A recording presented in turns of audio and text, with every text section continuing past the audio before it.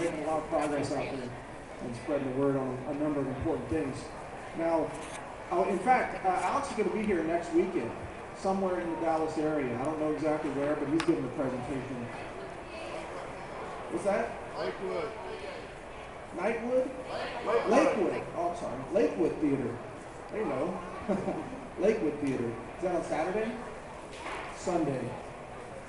Sunday the 19th. Okay. If you want to catch Alex in person, there's a way to do it.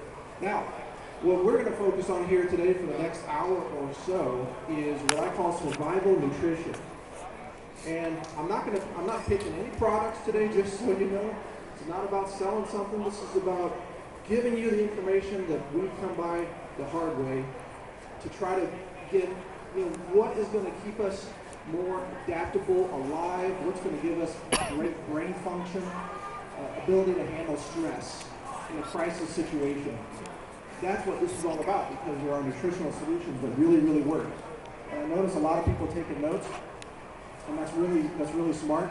But I will also publish an outline to this speech, this presentation, either tonight or tomorrow night on naturalnews.com. So I'll have the bullet points right there that you can check out, so you don't have to take notes.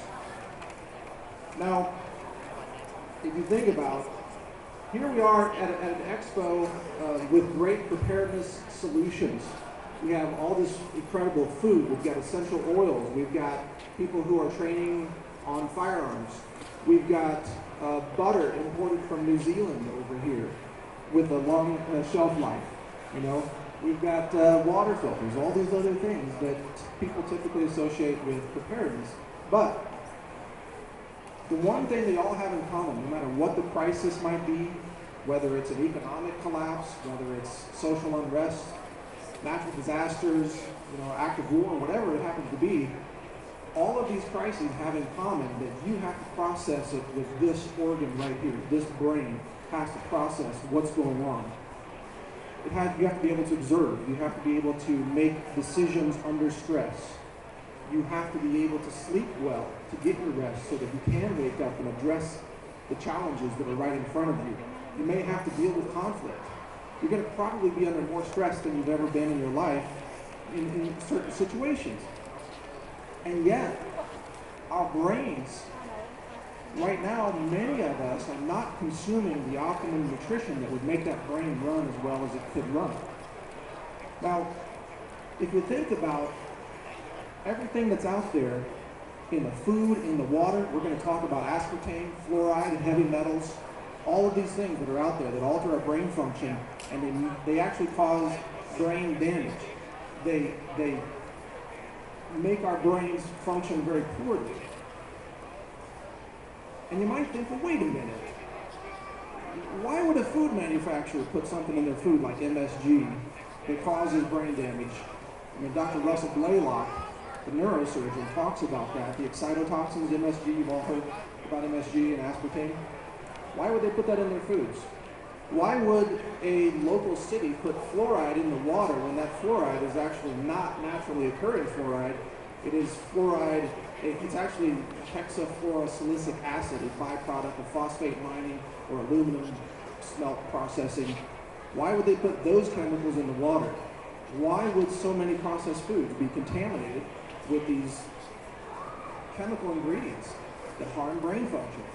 And the answer, I think you'll all agree with, is that the system wants you all to be brain damaged. The system wants us dumbed down. The system wants us to be brain damaged just enough so that we vote for whatever politician they put in front of us without thinking about it, right? They want us just dumb enough so that we don't realize the truth about the national debt, or the truth about fiat currency, or where the money really comes from, or what happened in 1913 at Jekyll Island, for that matter. They want us just dumb enough so that we don't think for ourselves. So the system wants us dumbed down. But you and your family members want you to be raised up with intelligence and cognitive function and awareness and vision to be able to recognize what's happening in the world around you. So the only real person that has any interest in you being very cognitively capable is you, or your family members, or your significant other, or your child, or your parents, whatever the case may be. The food companies, the government, they do not want you to think for yourself, period. So it's no surprise that what's put into the food is provably brain damaging. So let's go through some of those now that are the most important things to avoid in foods and even medicines. We'll go over the list. Number one, in my opinion, is aspartame. Aspartame is a chemical sweetener. It's created in a chemical factory using genetically engineered bacteria. Aspartame is actually, as Alex likes to say, it's the feces of genetically engineered bacteria. That's true. That's how they make it. You're eating bacteria feces if you drink diet soda. Not so good. Aspartame breaks down into formaldehyde, which most of you probably know is a neurotoxic chemical. You can use it to preserve a brain in the lab, but it's not anti-aging medicine. No. It's bad stuff. So you're going to get aspartame in so many foods out there, diet sodas, of course, and all of the sugar-free foods and desserts. All of these things have aspartame in them. Even some foods for diabetics, which is really sad because diabetics really, they may already suffer from early stages of, neurology, nervous system damage. So you've got to avoid aspartame at all costs if you want to have your brain function. And again, back to brain function, look, let's say we have an economic collapse and we have a little bit of chaos for 30 days or so. And the local police forces are overrun. 911 doesn't work. And I know a lot of law enforcement officers. I used to work with a lot of them in Arizona. They're good people, but they're way understaffed. Probably some of you here are probably law enforcement. You know exactly what I'm talking about. You're understaffed. You're going to do the best you can, but if chaos breaks out somewhere, you can't cover every street corner, every house. You're not going to be able to get there on time. So you, as an individual, you have to be able to assess what's happening right now, what's happening on my block, what's happening in my community. Is there, let's say, a gang of looters trying to come in and get something from our community? How do we deal with that?